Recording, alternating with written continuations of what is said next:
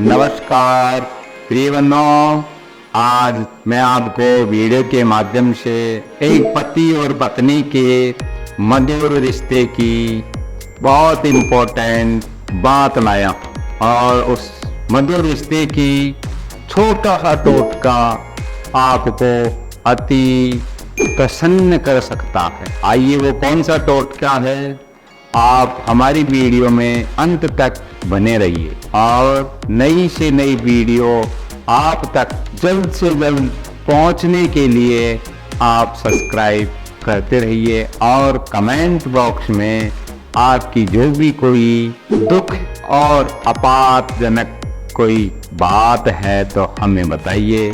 हम आपको वास्तु शास्त्र के अनुसार हम उस समस्या का निवारण आपको अवश्य बताएं।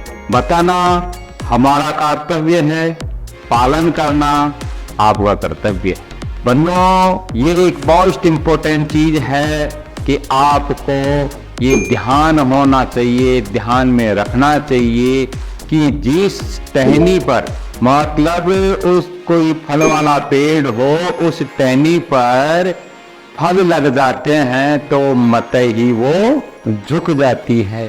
झुकने के बाद उसके पास कितने आदमी आते हैं, अपन भी जाते हैं फल तोड़ने के लिए, बच्चे भी जाते हैं और पक्षी भी उनके पास जाते हैं। तो झुकना सबसे अति प्रसन्न और उत्तम चीज है। किसी बड़े बुजुर्ग के आगे अपन सिर झुकाते हैं, नमस्कार करते हैं, दंडवत प्रणाम करते हैं तो कुछ न कुछ वो आशीर्वाद अपन को मिलता है। तो ये सत्य है।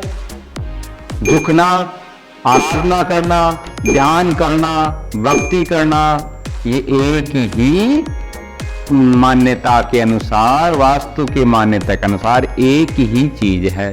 किसी का संस्कृत में वर्णन है, किसी का हिंदी में वर्णन है, किसी का इंग्लिश में वर्णन है, लेकिन बात एक ही है। तो आइए, पति और पत्नी प्रेम संबंध में कभी कभार मनमुटाव चलते रहते हैं। मनमुटाव इतने बढ़ जाते हैं कि आपस में आना जाना, बोलना चालना, बैठना उठना, यहाँ तक तलाक संबंधी चीजें यहाँ तक पहुँच जाती है। ये क्यों पहुँचती है?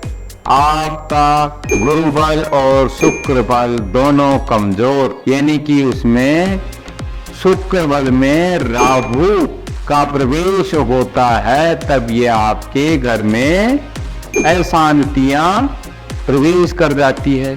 राहु बड़ा ही विचित्र ग्रह है। ये जिस घर में घुसता है उस घर को शांति से नहीं रहने देता। राहु को दूर करने के लिए आप शुक्रवार के दिन सुबह हो या शाम आप आपके घर में जैसे गेहूं हो या मूंग हो, मूंग अति उत्तम रहेंगे। मूंग 100 ग्राम 200 ग्राम जितना आपके पर्याप्त समझो उतना मूंग साबुत आप ले लीजिएगा और मूंग लेने के बाद उनमें कंकरी, मिट्टी, कोई घास फूस इत्यादि अच्छी तरह से कटा पटा सब साफ करके उसको आप रख लीजिए और इस मूंग को भिगो दीजिए। भिगोने के बाद आप कहीं भी पास में आपके शिवलिंग होगा, मंदिर होगा शिव जी का, आप वहाँ जाइए। जहाँ तक हो सके आप गृह भारिया को साथ लेकर जाइए, यानी पति और पत्नी दोनों मंदिर में जाए। मंदिर में जाने के बाद आपने जो मूंग भिगोए हैं उनमें थोड़ा सा हल्दी का छींटा भी दे सकते हैं, पीला कोई भी हो, जैसे गुड़ भी ले सकते हैं। गुड़ और मूंग दोनों ले जाकर आप पहले नंदी भगवान के, यानी कि आप किसी मंत्री से भी मिलते हैं तो पहले आप उसके बॉडी गार्ड से मिलना पड़ता है, उसके बाद आप मंत्री तक पहुंचेंगे। तो आप पहले नंदी बाबा के पास जाना है। नंदी बाबा को आप मूंग और गुड़ दोनों अर्पित करने हैं कि हे नंदी बाबा, हमारी समस्या का समाधान आप भगवान शिव से और माता पार्वती से हमारा समाधान और हमारी विपदा को दूर करवाइए।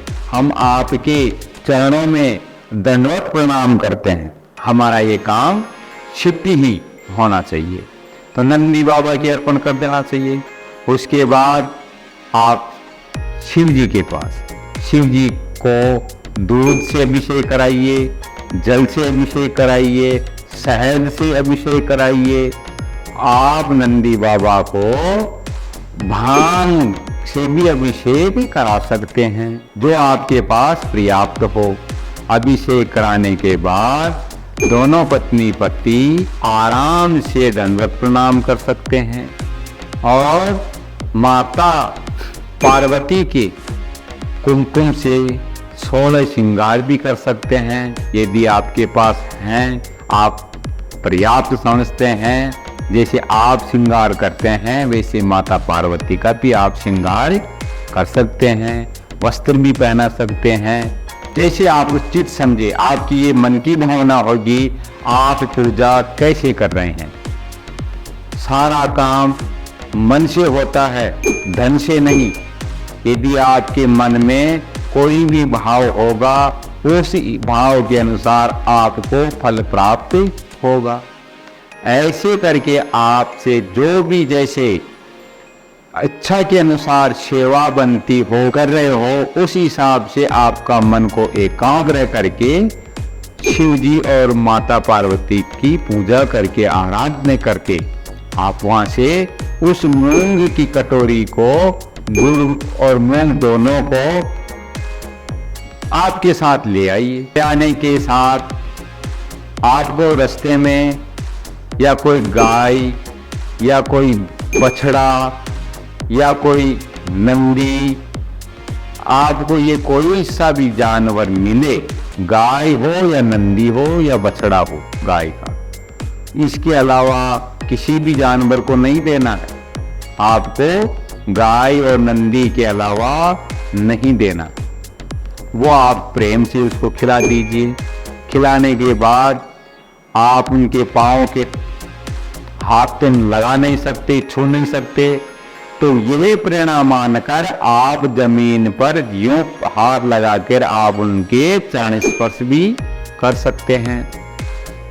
ऐसे करने से आप यह कार्य मात्र 7 दिन यानी कि 7 शुक्रवार यह करने से आपका राहु बिल्कुल शांत हो जाएगा और आपके घर में शांति